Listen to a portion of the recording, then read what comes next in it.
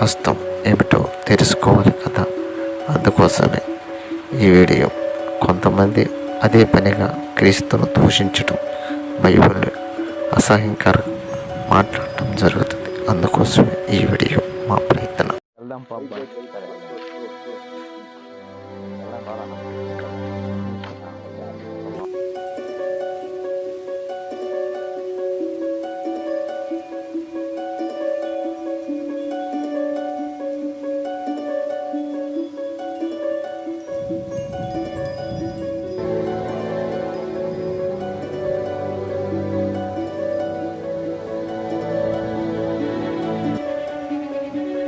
అరే తమ్ముళ్ళు ఇట్రండి.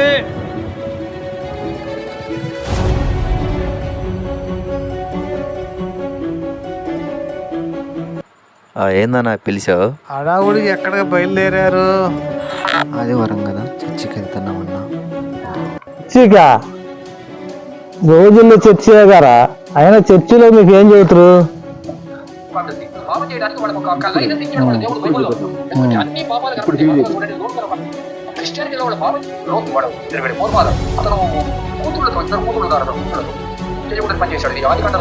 ఆదికాండంలోనే ఇంకో స్టోరీ ఉంటుంది. మామ అంటే ఫాదర్-ఇన్-లా. ఆ ఫాదర్-ఇన్-లాతో అక్రమమైనటువంటి స్టోరీస్ బైబిల్ నిండా ఉన్నాయి. గొప్ప కాదు. ఇలాంటి వీడియోలు చాలానే ఉన్నాయని చెప్పావు కదన్నా. వీటన్నిటికీ బైబిల్లో సమాధానం ఉంది. అయితే నువ్వు అడిగిన ఒక దానికి నేను సమాధానం చెప్తాను. అదే చెప్పురా, ఒకటి చెప్పు.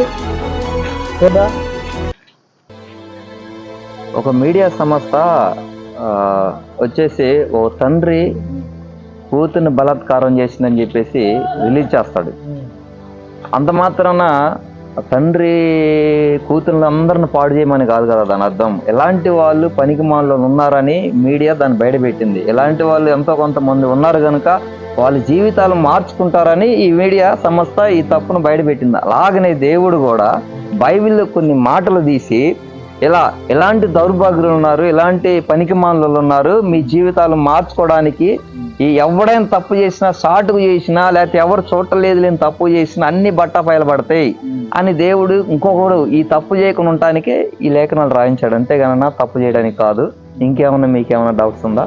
పాపాలు చేయమని ఉద్దేశం కూడా అసలు కాదు. ఇట్రానా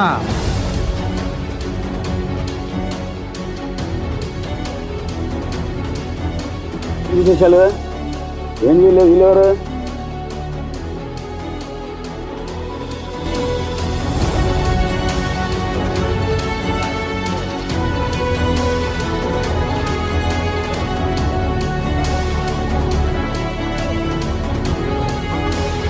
అది పనికిమాలింది అన్నాను, నేను నిరూపిస్తాను. నేను అబద్ధం చెప్పట్లే. అది పనికిమాలింది, మగవాళ్ళు కూడా చదవలేదు అన్నా. మీరు ఎలా చెప్తారు అన్నాడు. నేను మరి కొన్ని పంపిస్తాను, నువ్వు పురుషుడివి, కొన్ని నువ్వు చదువు, వీలైతే మీ అమ్మగారితోనో అక్కతోనో చెల్లితోనో చదివితే మేము వింటామన్నాను. అలా కొన్ని 10 మందికి పంపించాను. ఒక్కరు కూడా తిప్పలేదు. ఇప్పుడు మీరు భౌతిక భాగవతం తండ్రి, రామాయణ తండ్రి రోడ్డు మీద ఏ గుడి ముందని చదువుతాం. ఇలా బైబిల్ని రోడ్డు మీద చదవాలి, ఆ లాభాలు చదవాలి. మగోళ్ళే చదవడానికి పనికిరాని ఈ పుస్తకం మాకెందుకు? ఇప్పుడు ఏదంట అబ్బాయి? ఏముందానా మ్యాటర్ మొత్తం చెప్పాక వాళ్ళు అడుగు అసలు ఏందో, వాళ్ళు ఎవరు ఏందో, వాళ్ళు ఏందో ఏం చెబుతారు, ఏందో అసలు చర్చికి పోతారంట, ఏందో చెబుతారు. ఈ ఫోన్లో ఎన్ని చూస్తూనే ఉన్నాం కదరా. మళ్ళీ వీళ్ళు ప్రత్యేకంగా వీళ్ళు చూస్తే వీడియో ఏముంది అక్కడ? ఇంకా ఏం నీది ఉంది అక్కడ? ఏందా ఏంది ఏమా? బైబిల్లో ఒక ఆడ మగ కలిసి కూర్చొని చూడలేని, చదవలేని అంత సెక్స్ ఉందంట. చిన్న పెద్ద బెదలేనంత సెక్స్ ఉందంట. మరి బైబిల్లో మరి ఇంత పెట్టుకొని మరి చేస్తున్నప్పుడు దాన్ని ఎట్లా నమ్మాలయా? సరే, ఇప్పుడు దీనికి ఏం సమాధానం చెప్తారు? ఇక మగోళ్ళు కూడా ఆడవాళ్ళు కూడా చదవలేరు ఈ బైబిల్ అంటున్నావు కదా. ఈ బైబిల్ ప్రతి ఇంటిలో చర్చికి వెళ్ళే ప్రతి వ్యక్తి పట్టుకొని పోతుంది. అంత భూతగంధం అయితే ఎవరు చదవరు, కానీ ప్రతి ఒక్కరు పట్టుకొని పోతున్నారంటే దీంట్లో పరమార్థం ఉందనే.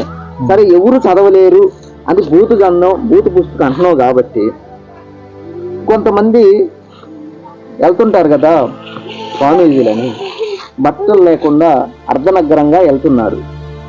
వారిని మీరు అది భూతు అని ఏదైనా అన్నారా? అనలేదు. సరే, అదంతా ఎందుకు? మీరు గుడికి వెళ్తారా? అక్కడ కుటుంబం సమేతంగా వెళ్తారా? వెళ్తారు. అది మంచిదే, సబాష్. మరి ఆ గుడి మీద వెళ్ళేటప్పుడు గుడి మీద కొన్ని బొమ్మలు ఉంటాయి, అవి తెలుసా? గుడి ముందు తిరిగే మీ అక్క చెల్లి దారిన పోయే ఆడపిల్లలకి అవి చూపించి వాటి గురించి వివరించి చెప్పగలరా? మీరు చెప్పలేరా? అంటే అయితే అవి ఇంట్లో ఆడవాళ్ళకి చిన్నపిల్లలు ఎలా చూపిస్తాం, అవి కొంచెం ఏదో అక్కడ చెక్కారు పురాణంలో శిల్పులు, ఈ పిల్లలు చూపిస్తే చెడిపోతారు కాబట్టి అవి చూపించకూడదు కదా, చూపించం. అంటే వాటి మీద ఉన్న శిల్పాల గురించి చూపించలేనంతగా నువ్వు ధైర్య సాహసం చేసి చెప్పలేకపోతున్నావు. బైబిల్ గ్రంథంలో ప్రతి ఒక్కటి కూడా రాసింది ఎందుకంటే కొన్ని పదాలు ఈ మీరు అంటున్నారే బూతు అంటున్నారే, అది ఒక ప్రియుడు ప్రేయసి ఊహించుకొని రాసుకున్న కొన్ని పదాలు మీకు అభ్యంతరకరంగా ఉన్నాయేమో కానీ అవి ఆత్మీయంగా రాయబడ్డాయి. అంతే అక్షరాలుగా నువ్వు తీసుకొని దీన్ని తప్పు పడుతున్నారు.